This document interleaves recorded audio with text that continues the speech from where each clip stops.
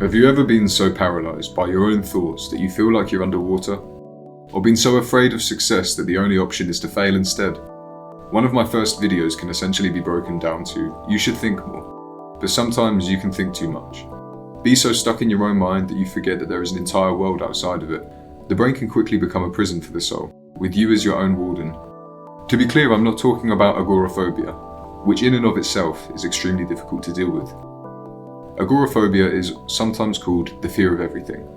It is essentially a fear of having a panic attack in a place that would be difficult to leave, maybe like a bus or a train. While this particular phobia is caused by overthinking and could certainly be considered as a prison for the mind, it is only one such issue caused by overthinking. Maybe at some point you've had an exam at university or an important job at work, and even though you know for a fact that you've done everything possible to prepare, you're nervous. Do you have what it takes? Was your preparation enough? Did you miss anything? You check your bag for the 12th time to make sure that you didn't lose anything since you last checked 5 minutes ago. At least if you fail, people won't expect so much of you next time. You can be left alone for a little while and have some space to think, which is ironic because thinking is what got you into this mess in the first place. Thinking is a superpower. Remember, with great power comes great responsibility. You have a responsibility to yourself, not to end up trapped in mental thought loops. Just like a bird, your thoughts need rooms to fly. Thinking has taken us from cavemen to supercomputers in your pocket, giving us the ability to instantly access all of human knowledge across all of time. What a grave burden. You can never compete against the knowledge of a Google search engine. But do you have to? Maybe it doesn't matter. Maybe nothing matters. If nothing matters, then that means that the way that you feel about it doesn't matter either. And if that's true, then why not make something that matters to you, in spite of the world? In Buddhism, there is a term dukkha, which loosely translates to suffering. The teachings of dukkha are in essence that existence is suffering and that nothing is permanent. If you stop there, it would be a rather bleak view on the experience of humanity. If you're going to suffer anyway, then you might as well try to live a life that you can be proud of. Moral boundaries do exist though, and most people do not wish to add to the already great suffering of others. It's a burden to act in a way that is moral, but a just society will punish immorality. This is why we have laws to prevent things like murder, theft, and sexual assault. The problem with morality is that at some point, it becomes somewhat subjective. A communist might say that it's immoral to deny a man his bread, but to a capitalist it would be wrong to feed a man a fish when you could just teach him to fish. If you spent much time thinking about this, then it probably either comforts or terrifies you. Maybe that guy across the street doesn't care much if theft is immoral, and of all days, today you're wearing your favourite watch. Maybe your government has already forgotten its purpose. All reasonable thoughts, but with no right answer. That just leaves you stuck. Sometimes you wonder how anyone can carry on with their lives with so many questions and your head feeling like it will never stop spinning. Is reality even real? What does it mean for something to be real? Does it matter if this is real or not?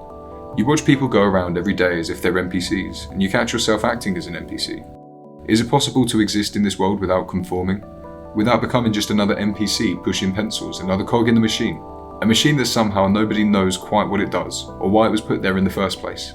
A political adage exists that in an open field, two men find a lone gate with no fence to surround it, and no clear purpose for it. One man, a liberal, says that it's useless and should be removed.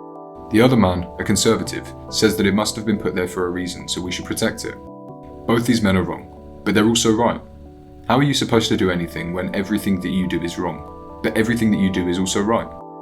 If at the time of writing, my last video got 7 views in 5 days and the video before got 2,000 views in 4 days, is the lesser viewed video worse? What could cause such a large discrepancy? If last week the girl that served my coffee didn't stop smiling at me, or was overly interested in my day, maybe it wasn't my day that she cared about. Or maybe she was just being friendly because her job is to be friendly. When you have a friend lose their life, you may wonder if you could have done something to change the outcome. If you could go back in time, what could you have done differently? Your friends that are struggling now, how do you help them when sometimes you can't even figure out which way is up?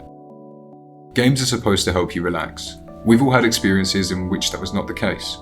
Whether it's a game of Monopoly that went on slightly too long, a game of FIFA or Call of Duty that you came so close to winning, or chess. Chess is an ancient game.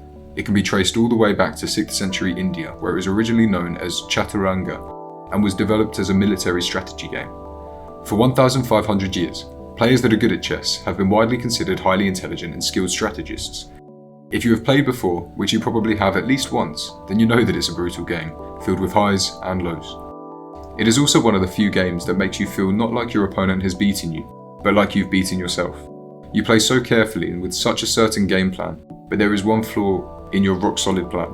You've thought about it too much, allowed your opponent an entrance into your mind and completely missed their attack. In chess, the idea is not just to checkmate your opponent, but to also avoid being checkmated. Life is kind of like that too. Everyone around you is playing their own game, using their own strategy. Some will have strategies that work in line with yours, others will have strategies that oppose your plans, directly or indirectly. It won't always be obvious how to tell these apart. Most people will have a story of how someone, once a close friend, is now a distant enemy. Thinking is not going to help you figure out who is who. You just have to trust people until they give you a reason not to. If they give you a reason, believe them. Thinking about it will just cause you to push away good people who can't fully articulate themselves and rationalise why you should give bad people another chance. When you're standing at the foot of a mountain, it's very hard to see anything but the mountain. You don't want to look behind you. You have already been there, and even if you wanted to do so, you can't go back. The only thing that you can do in life is to move forwards, further into uncertainty, and navigate it the best that you can. If you have good friends, and you're lucky, sometimes you'll find that they have already climbed that mountain. They can guide you on a route that will be good to follow. You won't be able to copy their homework and follow the exact same trail. Snowfall, boulders, and trees have moved since they were last here. Your mountain is not the same as theirs, but using their suggested route you can find your own way. Other times they won't know how to climb it, but maybe they can guide you from the top of their own mountain, from another perspective where it is easier for them to see the subtle signs of a pathway and help point you in the right direction. But you will also find that some mountains have just never been climbed before. Your friends can't help you, Google can't help you, it seems like nobody can help you. At this point, the hardest thing to do is also the only thing that you can do. Just start. It doesn't matter if you get it wrong, or even how many times that you get it wrong. Your friends and family will be ready to pick you up if you fall down. Just trust them enough to give them the opportunity to help you, and don't get stuck in your own head, stuck staring at the sheer scale of the mountain in front of you. Golf is another game that arguably requires you to be headstrong more than it requires you to be good at it. If you've ever played golf and taken it moderately seriously, you've probably experienced that the worse you play, the worse you play. When you know that you can do better, it's really hard to just step back and play the shot that's in front of you. Maybe your ball landed in the rough, but it only takes one good shot to be back on the fairway. In golf, it's also said that it's not how good you are, it's how good is your bad. Just like with chess, you can equate the difficulties of golf to the difficulties of life. When you end up in the rough and you feel like you're never going to be out of it, it can be all too easy to forget that you're just one or two good decisions, one or two good days away from the fairway and greener grass. When you're stressed about the direction of your life, or about some small issue that spiraled you into despair, just play the shot in front of you, make the decision in front of you, stay out of your own head, and get out of your own way. There is a prison concept termed the panopticon, in which a circular building has cells lining the outer walls with a guard tower in the centre, where the guard could be watching any prisoner anywhere in the prison at any time, without them knowing. The mind kind of works this way too. You are both the guard and the prisoner. Your thoughts surround you, often feeling overwhelming, and you don't know which way to look or what to think. Even if you're sitting in the tower, it isn't obvious that it's a better place to be. I'll always remember a time that I was walking with an old friend, what feels like such a long time ago, and he asked me, "What are you always thinking about?"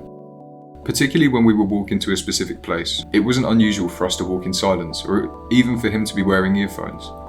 When he asked me that, it was the first time that it occurred to me that not everybody thought about everything all the time. That for some people, including him, there is at least sometimes just emptiness, silence. It's so exceptionally difficult to imagine someone else's way of thinking. It's completely alien, like speaking another language. You will never be able to understand perfectly. You can't just become fluent in their way of thinking.